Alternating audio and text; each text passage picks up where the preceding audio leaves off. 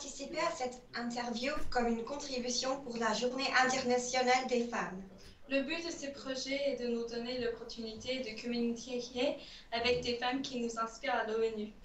Nous espérons que ces interviews pourront servir comme un moyen de donner confiance à des jeunes filles comme nous qui sont inspirées par une femme comme vous. Cela supporte notre thème pour la Journée internationale des femmes 2014. L'égalité pour toutes les femmes résulte au progrès pour tous. On est ravis de l'opportunité de parler avec une femme aussi importante de l'ONU. Afin d'apprendre comment vous avez reçu votre poste de responsabilité et faire de l'apprentissage sur vos expériences et vos difficultés. Je m'appelle Kate O'Sullivan, j'ai 14 ans. Je m'appelle Samantha O'Sullivan, j'ai aussi 14 ans. Je m'appelle Ella Jolande et j'ai aussi 14 ans. Je m'appelle Esther Kinumi et j'ai 11 ans. On est jumelles. J'ai deviné quand j'ai vu les noms.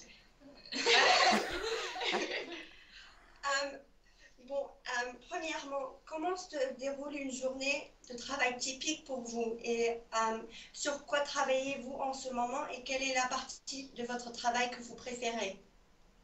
Je rencontre les décideurs, c'est-à-dire ceux qui peuvent changer les choses pour les enfants, le Conseil de sécurité, l'Assemblée générale, le Conseil des droits de l'homme, on rencontre les États, les représentants, on rencontre aussi nos partenaires, ceux qui nous permettent justement de construire un cas et d'aller le défendre, ceux qui rassemblent les preuves, nos partenaires sur le terrain, les ONG, les victimes quand on a la chance de les avoir ici, parce que parfois les enfants se déplacent. Des ex-enfants soldats, par exemple, s'inscrivent dans le combat et travaillent avec des ONG pour que les violations cessent.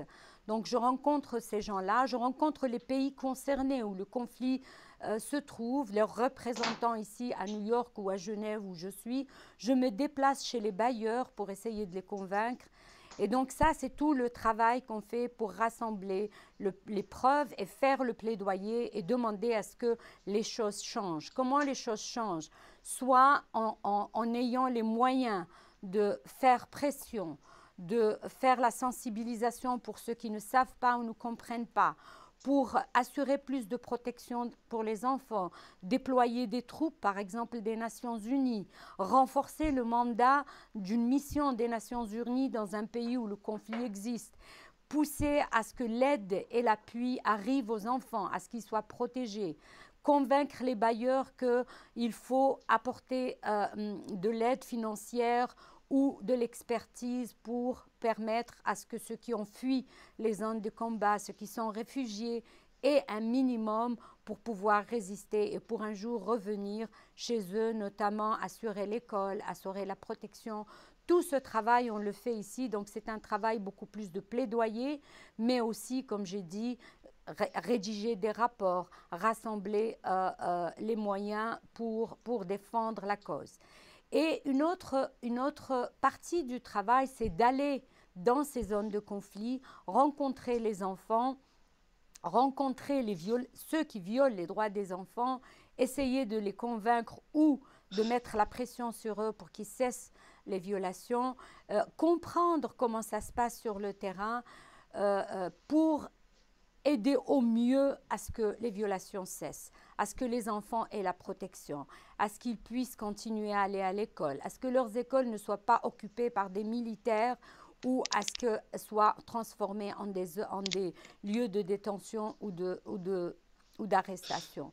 Donc tout un travail qui diffère, ça dépend. Aujourd'hui, vous me dites par exemple, maintenant, on se concentre sur quoi? On se concentre sur 3 crises graves, comme vous le savez, qui font la une de l'actualité, la Centrafrique, le Sud-Soudan et la Syrie. Mais tout en travaillant sur ces 3 crises, nous travaillons aussi sur les autres. Nous travaillons sur la Somalie, sur le Mali, sur le Congo, sur le Myanmar, sur le Yémen, sur toutes les situations où nous avons des enfants qui souffrent, des enfants qui sont affectés par le conflit. Actuellement, nous sommes très pris par la préparation du prochain rapport du secrétaire général qui sera publié en juin et qui sera présenté au Conseil de sécurité cette année. Voilà, j'ai essayé de répondre un peu à vos questions. Merci. Donc, quelle est votre partie préférée de votre emploi? J'aime bien aller sur le terrain. J'ai passé 4 ans au Congo. J'ai travaillé donc dans une zone de conflit. Rencontrer les enfants est toujours quelque chose qui me touche énormément parce que, bien sûr, parfois on voit d'abord que malgré la souffrance, malgré la dévastation, ils continuent à vouloir jouer, à plaisanter, à raconter des blagues, à courir. Ils ont encore de l'espoir et ils veulent étudier, ils veulent construire leur avenir. Et ça, c'est quelque chose qui me touche à chaque fois quand je vais dans les zones de conflit, quand je vais dans les camps des réfugiés et que je rencontre les enfants en train de jouer, mais parfois aussi, je rencontre ceux qui ont subi la souffrance dans leur chair et je reviens avec un sentiment mitigé. Je reviens avec la souffrance qui m'affecte. J'ai toujours l'impression qu'on ne fait pas assez. Et bien évidemment, je reviens aussi avec la volonté et l'espoir de faire quelque chose pour eux. J'aime aussi rencontrer ceux qui se battent pour ces enfants. J'aime voir les défenseurs des droits de l'homme, les agences qui sont sur le terrain comme l'UNICEF, comme le HCR. Je vois les ONG qui parfois dans des zones perdues, éloignées, travaillent pour que les enfants aient un minimum d'accès à l'aide humanitaire, à l'école, à la protection. Et ça, c'est quelque chose que j'aime beaucoup. Y a-t-il des problèmes spécifiques aux petites filles dans les conflits armés? Dans les zones de conflit armé, les petites filles sont doublement affectées. Elles subissent ce que leurs homologues garçons subissent, c'est-à-dire les effets de la guerre. Ils sont déplacés, ils perdent leur maison, ils perdent, comme j'ai dit tout à l'heure, leurs écoles, ils sont tués, blessés, ils sont privés du minimum parce qu'ils ont perdu leur maison, parfois leurs parents, parfois ils ont vu les atrocités, ils les ont subies dans leur chair, dans leur vie affective. Et bien sûr, ça, c'est et les adultes, et les enfants, et les filles, et les garçons le subissent. Mais les filles subissent quelque chose de plus parce qu'elles sont filles. Souvent, dans les zones de conflit, à cause de l'insécurité, les premières à être privées de l'école, de sortir, sont les filles parce que les parents ont peur, parce que souvent, dans les zones de conflit, les violences sexuelles sont à cause de l'impunité, à cause de l'absence de l'État, de droit, de protection, deviennent ça dépend des conflits. Dans certains conflits, ils sont généralisés, dans d'autres, ils sont quand même pratiqués de façon courante. Et donc, les petites filles sont ciblées. Elles peuvent être enlevées pour servir de femmes dans les esclaves sexuels dans les groupes armés. Elles peuvent être aussi enlevées pour servir comme enfants soldats, combat ou fonction de support. Mais aussi, elles sont privées de l'école, comme j'ai dit, parce que les parents ont peur. Quand j'ai été, par exemple, dans les pays en Syrie et dans les zones, dans les pays voisins qui ont accueilli les réfugiés, beaucoup de filles m'ont dit que leurs parents ne les laissaient pas aller à l'école parce qu'ils avaient peur pour eux, à cause justement de l'insécurité dans les camps, à cause du risque d'enlèvement et de recrutement. Donc les filles subissent comme j'ai dit, ça en plus. Les filles aussi sont dans les zones de conflit, les parents deviennent pauvres. Ils manquent de moyens.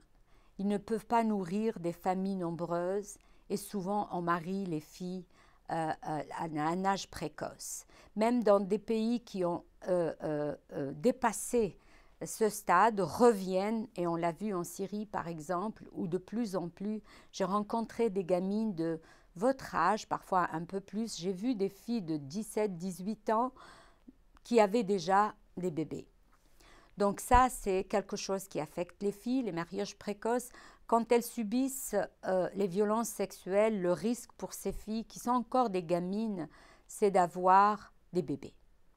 Et ça, c'est terrible parce qu'elle doit, elle, petite fille qui n'a pas encore atteint l'âge adulte, devenir adulte malgré elle, subir l'humiliation, le rejet de la population, de la communauté, parfois de la famille, et avoir un bébé sur les bras avec très peu de moyens pour le prendre en charge.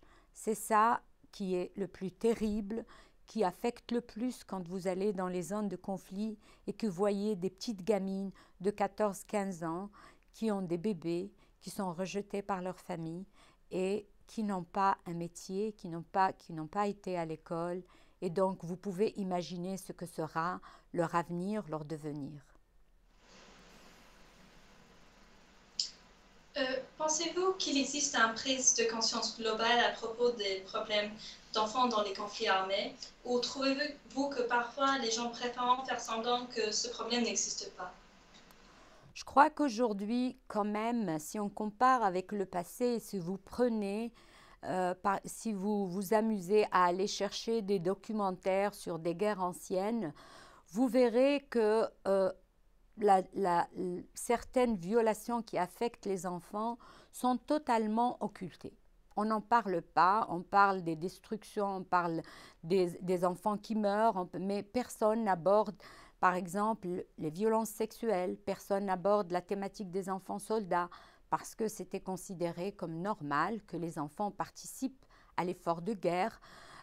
Personne ne parle de ce qui se passe en réalité lorsque les enfants sont recrutés, parce que souvent, quand j'ai eu à parler à des ex-enfants soldats qui me disaient qu'en réalité, on n'est pas seulement recruté dans l'effort de guerre pour se battre, on est aussi recruté parce qu'on veut nous faire faire les choses que les adultes ne font pas.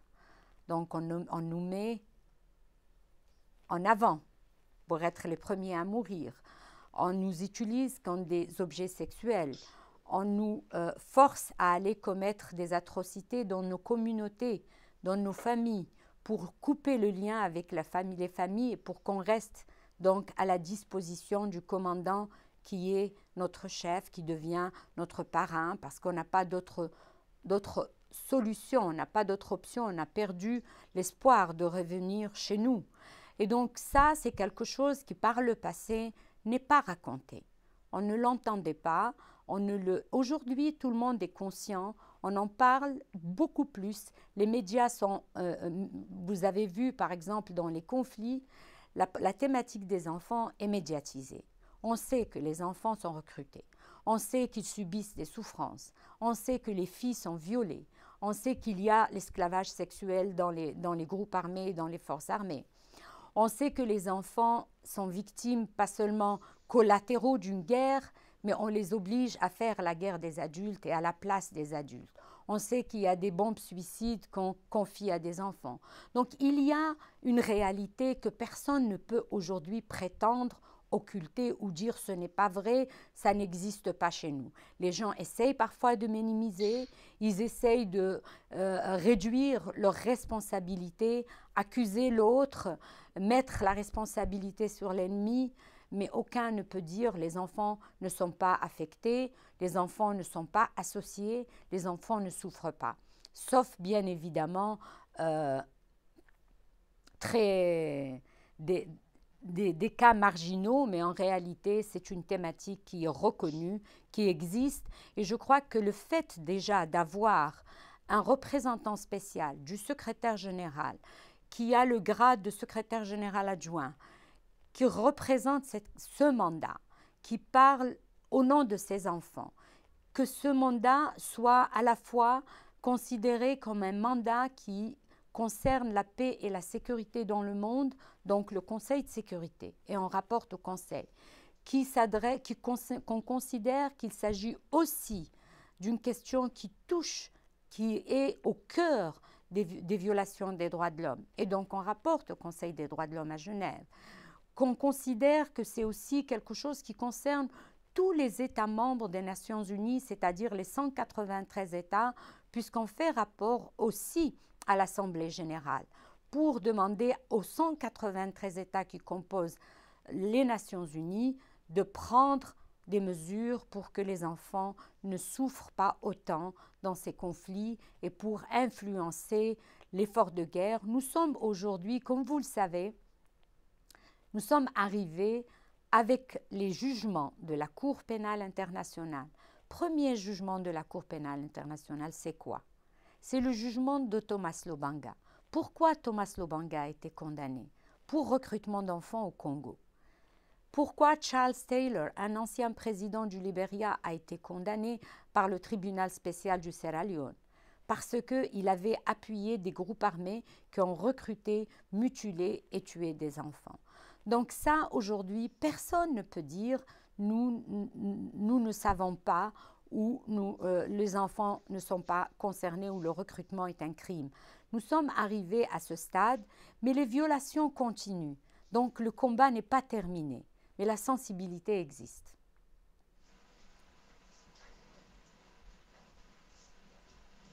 Merci. Comment vivez-vous le fait d'être une femme travaillant pour l'ONU dans des pays qui ont des attentes culturelles très variées par rapport aux femmes? Est-ce que le fait d'être une femme joue-t-il un rôle dans votre travail? Je pense que je peux dire sincèrement que j'ai eu de la chance personnellement d'arriver aux Nations Unies à une époque où déjà il y avait beaucoup de femmes avant moi. Donc c'est une organisation et je crois que le secrétaire général actuel en fait une priorité. Une de ses priorités, c'est justement d'augmenter le nombre de femmes aux Nations Unies, pas seulement à des postes intermédiaires ou techniques, mais aussi à des postes politiques. Et je pense que je ne peux pas dire que je suis une pionnière puisque j'ai trouvé des femmes avant moi et je vois de plus en plus de femmes arriver à des postes comme le mien aux Nations Unies. Je pense aussi que venant de l'Algérie, je suis algérienne, j'ai commencé à étudier en 62, donc l'année de l'indépendance. J'ai déjà vécu dans mon propre pays toutes les étapes du combat que les femmes ont mené chez eux pour pouvoir sortir de l'espace traditionnel, la famille, le mariage, les enfants, vers les espaces publics. Étudier était déjà un effort. Après réussir, après travailler, après occuper des fonctions importantes, représenter son pays aux Nations Unies, puis devenir fonctionnaire des Nations Unies, devenir aussi une femme qui fait le plaidoyer, c'est quelque chose qui pour moi a été une récompense et je dois dire que c'est quelque chose qu'il faut continuer à renforcer. Il y a des femmes aux Nations Unies, il n'y en a pas assez, il n'y en aura jamais assez si on n'a pas une égalité et une parité dans les chances, dans les postes de responsabilité, dans les postes intermédiaires, dans aussi les rôles que nous assigne cette organisation, mais aussi à travers le rôle des femmes dans chaque pays.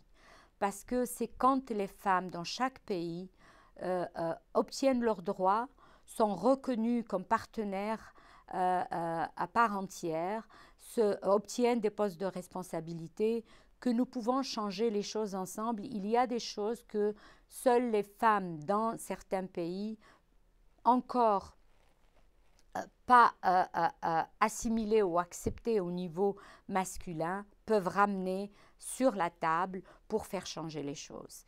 Et il y a aussi, à mon avis, un rôle important quand on s'assoit dans une réunion.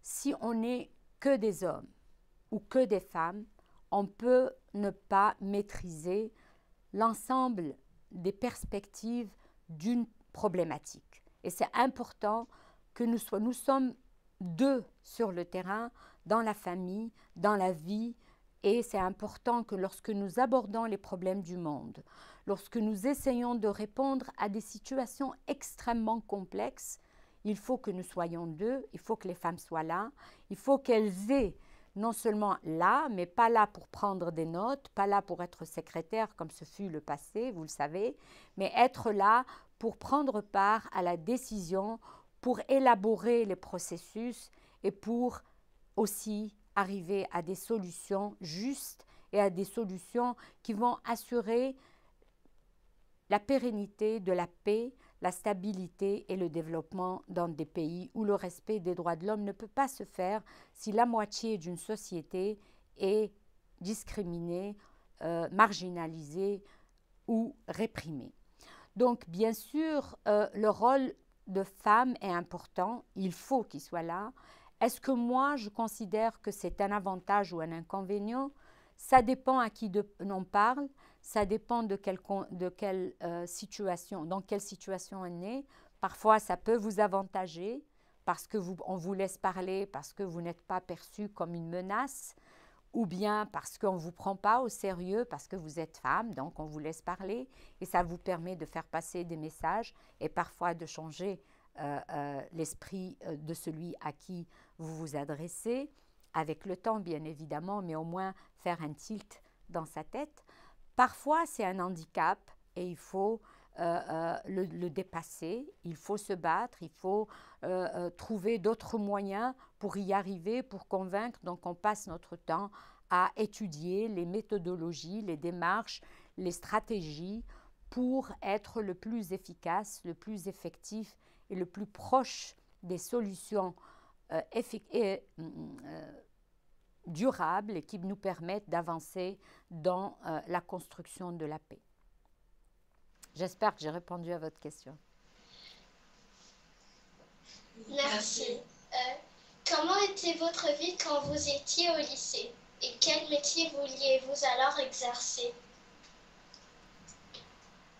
J'étais au lycée dans les années 70. Je venais d'une petite ville, juste après les années de l'indépendance. Donc, il n'y avait pas beaucoup de lycées. Les filles étudiaient seules, n'étudiaient pas avec les garçons. Donc, il fallait que je quitte ma ville et que j'aille dans une autre ville où il y avait un lycée pour les filles. J'étais donc interne. Ce n'était pas très agréable parce que je ne vivais pas avec mes parents très jeunes. Et je vivais à l'intérieur d'un lycée que je ne pouvais quitter que si un parent venait me chercher le week-end pour me sortir. Donc c'était quand même un monde différent d'aujourd'hui, de votre vie, mais c'était aussi pour moi quelque chose d'extrêmement important pour pouvoir changer, pour pouvoir sortir de la vie des femmes de l'époque, se marier jeune, faire des enfants, ne pas travailler. Donc pour moi, c'était important d'étudier. Les études étaient la clé de la liberté, la clé de l'indépendance financière, de l'indépendance tout court, de choisir sa vie, de choisir ce qu'on veut faire, de ne pas être dépendant parce que vous ne travaillez pas, parce que vous devenez une charge pour la famille, parce que traditionnellement, il faut, à partir d'un certain âge, vous marier. Donc, le lycée était pour moi la porte d'entrée d'un processus, d'un combat pour pouvoir justement avoir son bac, aller à l'université. Et c'était quelque chose qui m'avait beaucoup motivée. J'ai travaillé très dur à l'époque, mais j'étais aussi très motivée parce qu'on était dans un processus de construction d'un jeune État qui sortait d'une guerre de libération et on était animé d'une volonté incroyable. Donc il y avait l'envie pour soi, l'envie pour sa société. Et je crois que j'ai eu beaucoup de chance parce que j'ai réussi à avoir mon bac et à quitter la ville où j'étais comme interne pour la capitale, Alger, pour faire des études dans une grande école de mon pays qui était l'École nationale d'administration. Je n'avais pas encore au lycée, je ne savais pas encore qu'est-ce que je voulais exactement. Est-ce que je voulais être... J'étais toujours animée par... L'injustice me révoltait. C'était un sentiment très fort, mais je n'étais pas encore à l'époque sûre si je voulais être juge ou si je voulais être avocate ou si je voulais faire autre chose.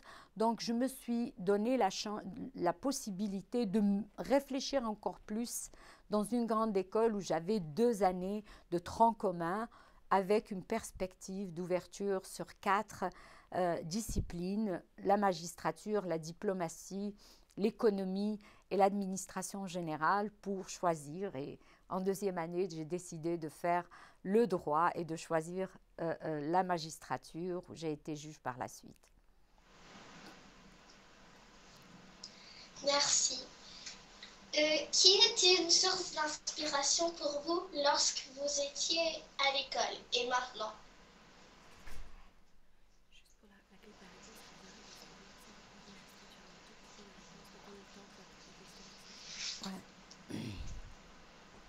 Lorsque j'étais à l'école, lorsque j'étais au lycée, je vous disais que j'étais dans un contexte où il y avait beaucoup d'espoir pour notre jeune pays, construire le pays. Les modèles d'inspiration dans mon pays étaient nombreux. Il y avait beaucoup de gens qui avaient combattu, qui avaient des femmes, il y avait des hommes, donc c'était important. Mais je crois que un modèle d'inspiration très fort, ce n'était pas une personne présente, c'était Antigone de la tragédie de Sophocle. Cette femme m'avait beaucoup inspirée parce qu'elle s'est battue pour la justice. Elle a accepté de tout sacrifier parce qu'elle n'acceptait pas l'injustice imposée par le roi de l'époque, qui était pourtant son oncle, et elle a refusé. Donc c'est quelque chose qui m'avait beaucoup marqué. Je crois que le sentiment d'injustice et se battre contre l'injustice a toujours été quelque chose dans le fin fond de ma pensée et Antigone était une de mes inspirations. Aujourd'hui, je crois que je suis inspirée souvent par les gens qui se battent contre leur propre camp quand leur propre camp a tort. Ça, c'est quelque chose qui est très fort parce que c'est facile de se battre avec les siens. C'est plus difficile de dire aux siens, vous avez tort, je ne suis pas d'accord avec vous, je prends position contre vous parce que vous êtes en train de commettre une injustice ou vous êtes en train de faire des choses qui ne sont pas acceptables. Et j'ai toujours eu une admiration pour des gens qui ont justement cette vision de se battre pour des causes en dehors de leur pays, de leur famille, de leur zone, de leur quartier. Et donc, beaucoup le font. Dont je n'ai pas un nom en particulier parce que j'ai beaucoup de respect pour les gens que je rencontre, des anciens enfants soldats qui, par exemple, quittent le combat, qui se battent pour d'autres enfants, pour ce qui leur est arrivé cesse. J'en ai rencontré un au Congo et j'ai beaucoup d'admiration pour lui, je le dis aujourd'hui. Junior était un petit garçon qui a été enlevé de chez lui à l'âge de 12 ans, qui n'a jamais retrouvé sa famille, mais qui aujourd'hui a une ONG et qui travaille pour que les enfants de son pays ne soient plus des enfants soldats.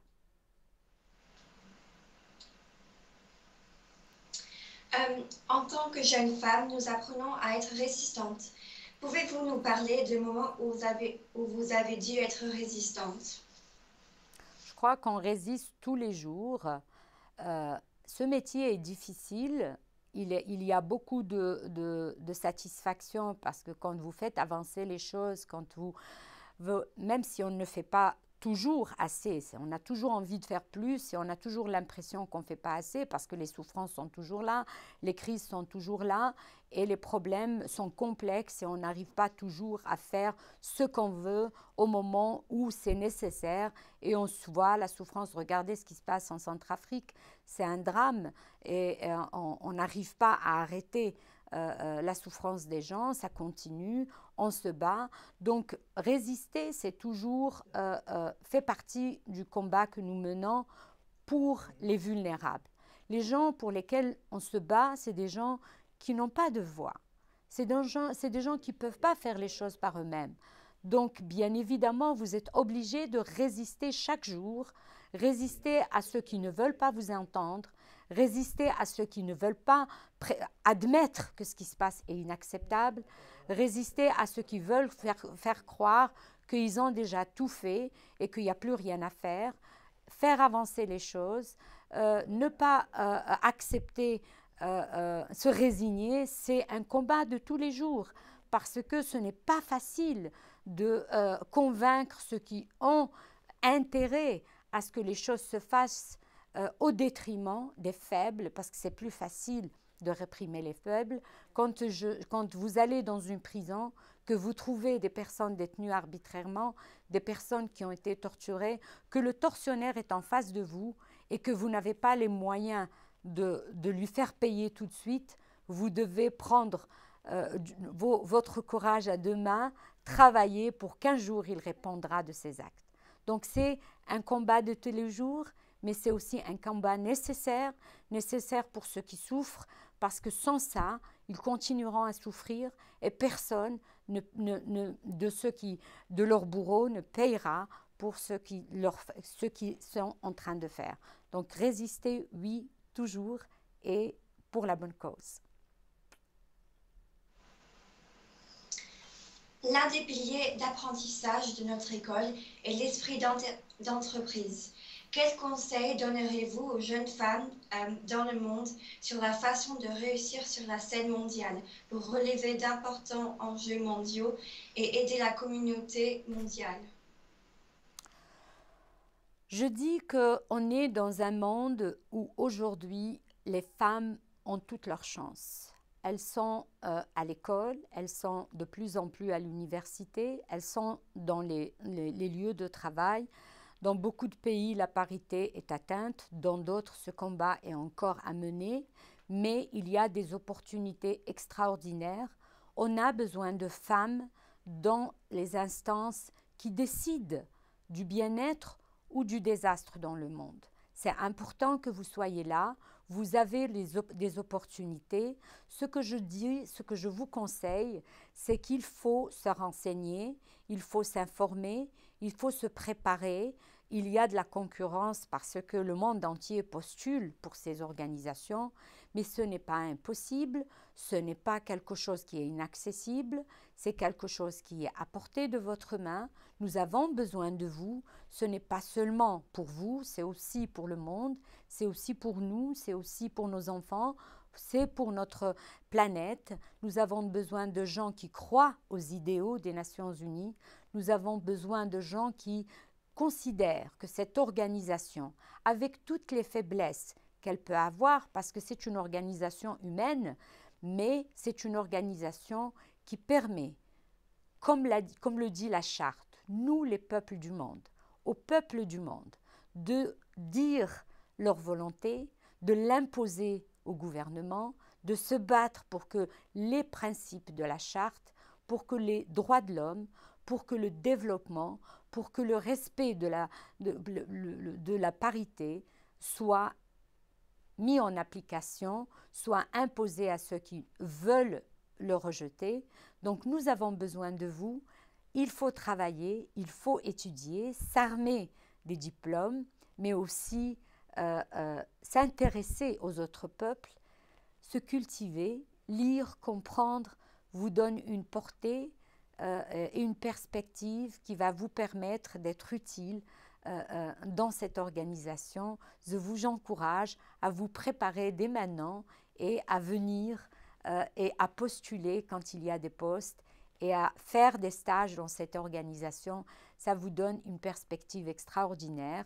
Ça vous permet de sortir de vos frontières. Ça vous permet de voir que dans le monde, il n'y a pas que vous, il n'y a pas que votre peuple, il n'y a pas que votre pays. Il y a d'autres peuples, d'autres pays, mais c'est les êtres humains, c'est des gens comme vous qui ont les mêmes aspirations que vous et qui veulent aussi réussir et qui veulent vivre bien et qui veulent s'amuser et qui veulent construire une société juste. Donc ensemble, on peut faire beaucoup et je vous encourage sincèrement à venir, ça vaut le coup.